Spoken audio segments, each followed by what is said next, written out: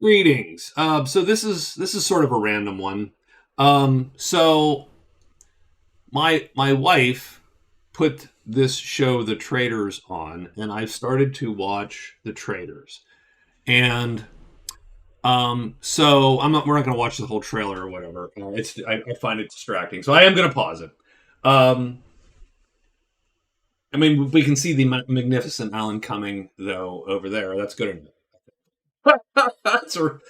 There you go. So the quick setup is you take a large number of folks, so whatever, 20, it looks, right? 1, 2, 3, 5, 10, right?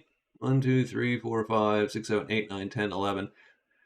Looks like maybe 22 or thus. So you take 20x people and you put them together in, you know, a mansion or a hotel, because there's an Australian version in a hotel. And three of them are chosen at the beginning of the game secretly as traitors. The rest are called the faithful. The job of the traitors is to last till the end. The job of the faithful is to suss out who the traitors are and kill them before the end. Vote them off the island effectively before the end. At the very beginning, the traitors get to kill one person. They get together in their hoods and secret rooms with torches and stuff. And I mean, I just want to hang out at the castle, actually, but they get together and they kill somebody. And so that person doesn't show up to breakfast the next morning. It's a big thing. Oh my God, who's going to show up? Who's not going to show up? So, and then they do a mission, and we'll talk about the missions in a minute. And then they go to a round table that evening where the faithful try to vote off one of the traitors. Now, the traitors are there too, right? Because no one knows who they are. So they get the vote. They get the whole thing. And they're there all day talking to people and so on. And then that night, again, the traitors get together and kill someone. And then the next morning, someone doesn't show up to breakfast, and the whole thing starts again. I have not watched till the end, so I actually don't know how any of this plays out at the end, or what the end game is, or how many folks are left at the end, and so on. It can't be one. That doesn't make any sense. So I don't know how the game ends. So this is all first impressions. I've watched the first like 6 of the American and the first 1 or 2 of the UK version. And I do understand the appeal. Like the UK version uses all normal folks, as far as I can tell. The American version, of course, is all the reality show celebrities, right? You got someone from Big Brother and someone from Below Decks and someone from the Bachelors there. And if you like those shows, invariably you're going to like to watch these people here. And, as a society, we love to watch people generally being crappy to each other, right? That's somehow become a thing, and we sort of dig it. And this is not a moral judgment on my part. I also dig it. I'm watching the show. so we're all crappy in that way. And as I'm watching the show, though, it strikes me, and I get sad. I'm going to put that in air quotes, because sad's a bad word to describe it. But I'm just a little bit put off by the fact that, though it's an okay show, I will probably watch to see at least one of these seasons how it ends, just because I'm interested to see sort of how that goes. But though it's a decent enough show, it's compelling enough. It is a terrible game, which bothers me a little bit. And actually, it bothers me a little more than it bothers me more than it should. Because I like games, but I like good games. I like games that make sense. And this show, this game show, it says right here, game show, doesn't make a great deal of sense. And the reason is it's effectively a social deduction game, right? It is effectively, Battlestar Galactica, Among Us. My mind's blanking on all the social, but there's a lot of social deduction games out there, and this is a bad one. And the reason I feel it's a bad one is because there's literally no information to go off of. The traitors are the only ones with any information about the game. They know who they are, and they're privy to all the conversations that go on during the day. So they have as much information as any of the faithful, and more.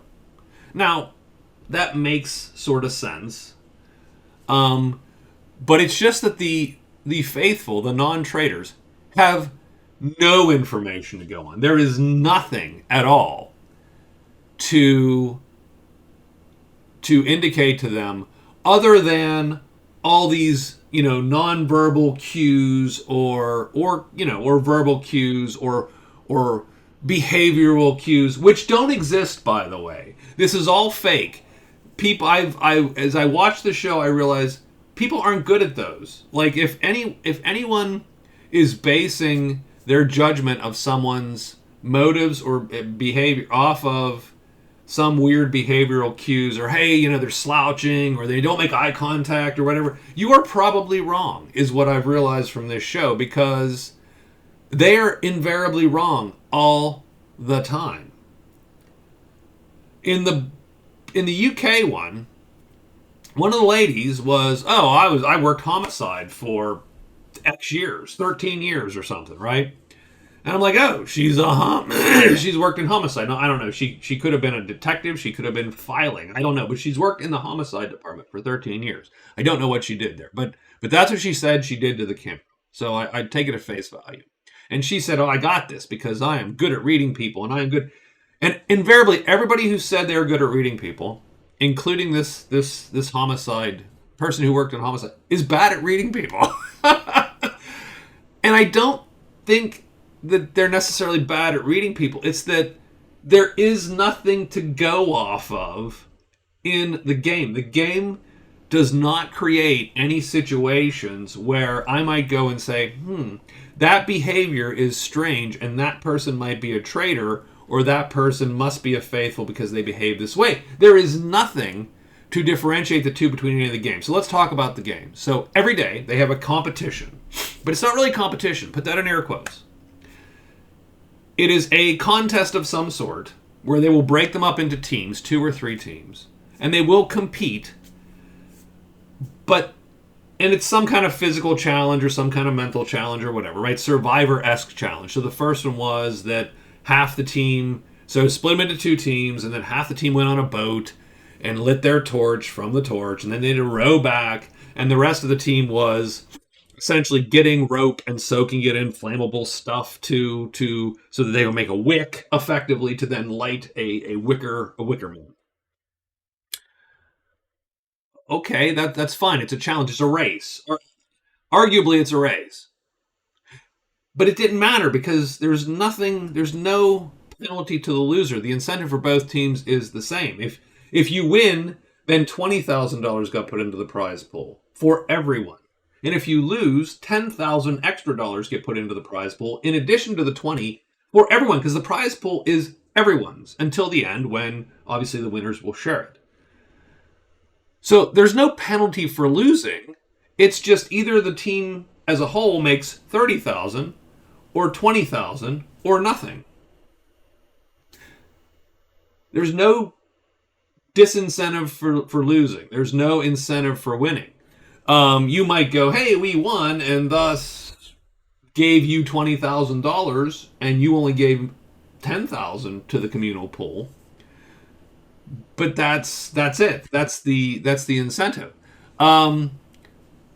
So there's the games themselves have no stakes, really. I mean, the stakes are if they lose entirely, there's no money, and I get that. But I mean, there's no point in making them a race, right? You might as well make them gigantic, all one team, and some of them sort of did. But man, give an incentive for winning, right? Okay, if you guys win, you can't be killed that night.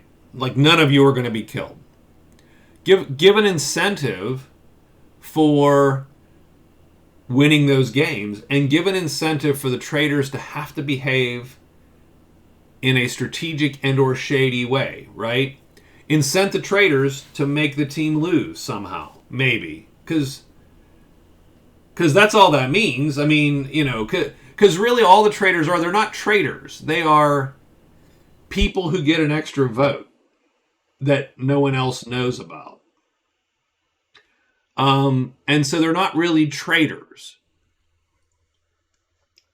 if you incentivize them to have to do something shady, like make one of the teams in a competition lose, then people could look and go, well, you know, did Christian mean to drop that barrel, or did he do that on purpose because then his team can lose? And it's really shady because the other people, one of the people on his team last night got killed. Like there's make some ramifications to your actions. As it stands, it's just people do a thing together, then they go and talk. They throw out wild, totally off base conjecture about who might be a traitor, who might not be, based on things like. So the one in the UK one was, when we said cheers, she didn't raise her glass, and the lady had one arm, like she had her arm. She was an amputee of her arm, and it was true, right? And the glass was on the wrong side of her. And so she didn't raise her glass fast enough for somebody, I suppose. And they thought, well, you must be a traitor. And there's just no information to go on. So it's a bad social deduction game. It is okay as TV. And again, it's hard to beat, it's hard to beat Alan Cumming and his impeccable wardrobe. It is. It absolutely is.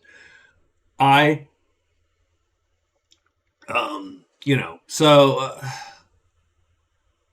I forget the lady who did, who I think she was on some of the British baking show, and she's fun too, and the hosts are fine, and and again the little bit of maneuvering is fun, but you don't have to be a master manipulator in the game to be a traitor, because your only incentive is to not do something hideously stupid. And the one traitor that I've seen them get out, Cody, in the first US episode, did stupid stuff. He just kept talking. He couldn't keep his mouth shut enough. And that's how any suspicion got thrown on him. And only after like an episode or two after he said a lot of stupid shit. And the guy who he said the stupid stuff to and started talking that maybe Cody's a problem got voted off because he was talking about other people. So, as a traitor, you're only incented to not do something hideously stupid. And as a faithful, you're actually incented to not do anything that smart, because the more you talk and the more you try to suss out who it is, you're either going to get on the traitor's radar, or just as importantly, you're going to get on your fellow contestants' radar. And getting on someone's radar invariably means your name comes up at the vote. And if your name comes up at the vote, someone's going to vote for you. And if someone votes for you, I guarantee that you're in trouble at some point. So it's just one of those where I wish it was slightly better game, and I think they could make it a better game, by adding, like I said, some kind of incentives to change the behavior of folks based on their role, right? Or hell, just go all out. I would love to see a live Among Us. That would be hard to film, I imagine, right? Hard to make good TV, but give them 30 things to do around the castle and an hour to do them, and thus they have to split up.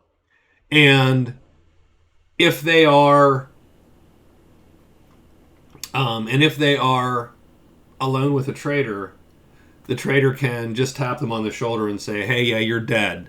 And then that's it. And they go. And, don't get me wrong, there's probably ways to then, to absolutely beat that game.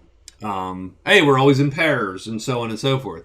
But I bet you could make rules such that it would be hard to do that and win, right? If you made enough things to do in different places. But my guess is somehow that's weirdly not as compelling TV, because it's harder to film, it's probably more expensive, and so on and so forth. But as it stands, I'm watching the Traitors. I don't know why. It's like I said, it's compelling enough TV, but man, I do just wish it was a slightly better game experience. Um, the Koreans, by the way, have us beat hands down with their games, like the Devil's Plan, and I think it was Sirens. Like those are bitchin' game shows, or what was it, the Ultimate 100 or some? So I think that was another Korean game show where they have that formula down. They are very good at sort of their competition-y game shows. If you have a chance to watch Sirens, I think it's Sirens. They put teams of like women firefighters and police and army and so on an island in teams, and these teams have already bonded. They're a group, like the each team is a group. They give them bases, they give them challenges, and then at some point during the day, they fire off a siren. Everybody has to get in these little suits with flags in the back, and then they have to play capture the flag against each other, and whoever loses is out. and and the amount of sort of negotiating and wheeling and dealing and planning and so on, it was a great show. But anyway, talking about the Traitors. Probably let's see if this plays out. I will watch the rest of the American version, season 1, all the way through, just to see sort of how I feel at the end. Right now, I'm watching it, but I do have this. Ugh, come on, you just want to. I just want a better game out of the show a little bit. So anyway, that's it. I have no idea why I filmed this. Stupid opinion on the internet, like we needed another one. Thank you. I will talk to you all later. Have a good day.